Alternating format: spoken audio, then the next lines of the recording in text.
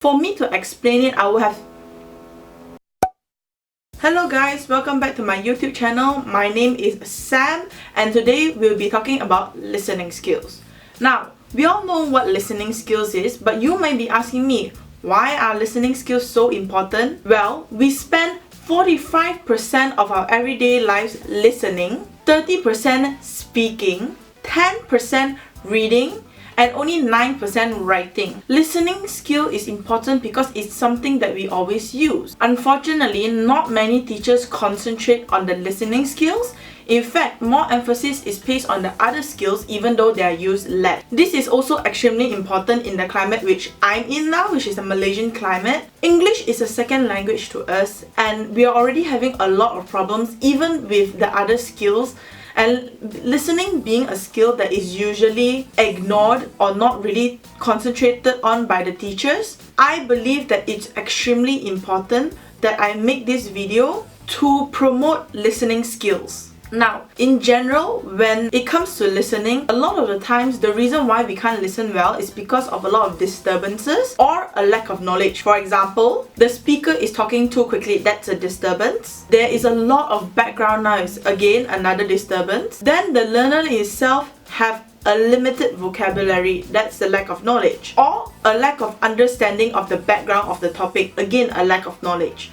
So all these things can come into play and affect how a person listens. That's why in today's video, I will give you 4 things you can do to help with the essential listening skills. Now, the first one is to try to predict content. Let me give you an example. If you're watching a show and there is no sound, but you see the person is wearing formal clothes, and he's also pointing at the clouds and the sun and there are numbers on the board, what will you generally think when you look at that? You might think that, oh, that is a weather person. When you see something like that, you have to try to predict the kind of words or the style in which the speaker is using. When you predict, you anticipate what they're trying to say, so your mind is already on the lookout for those words. That will help us better understand what is to be listened to. So an activity you can do to predict content, go on YouTube, find any type of video and then listen for only the first 5 seconds of the video and then pause it. After that, try to, based on the title and also what you've listened in that past 5 minutes, to predict what the speaker might say. Maybe you might want to jot down some words that the speaker might say, and then from there on, you play the entire video. Compare the two and see, are there any differences? From that practice, it will sharpen your instincts of listening through the expectations of certain words from a particular topic. Now, the second thing you can have your students do is to listen for gist. Now, listening for gist is a concept of listening for a general idea. However, with this general idea, you have content words and you have a sequence in which the content words will go about. If, for example, if I were to use the words chair, teeth, scalpel, doctor, immediately from there you will already know I'm in the dentist's office. Each word has their own meaning, but together they create an entire different meaning. And by having the student listen for gist, you can help them expand the knowledge in their mind about the content words related to any particular topic. An activity you can do is to open up a YouTube video that has a subtitle, take out the subtitles, have the students predict from the title. Then after that, have them listen to the video and identify the content words. After that, play the video again, but this time with subtitles. From there, have the students identify if there are any differences to what they identify as the content words and also the actual topic of the video itself. This activity fine-tunes listening for content words based on general understanding. Then you have the third thing you can do, which is to detect signposts. So generally when I'm talking about detect signposts here, I'm not talking about the stop sign or the go sign or whatever it is. I'm talking about words that indicate when they link a point, when they start a point and when they end a point. For example, if you go to class and the teacher say, today I'm going to talk about 3 points on how to fix a TV. Then the teacher will say, firstly, then he will continue on with secondly, and then finally they will say finally, being able to identify this signpost can really help a student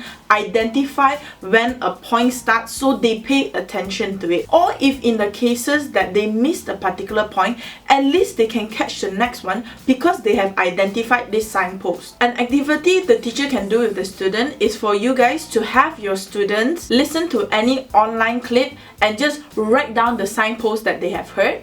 Then after that, you can identify what they have missed and what they have not. It's also a really good practice for the teacher to see where the student's understanding is of the points. The last thing a teacher can have their students do is to listen for details. Say I ask you a question.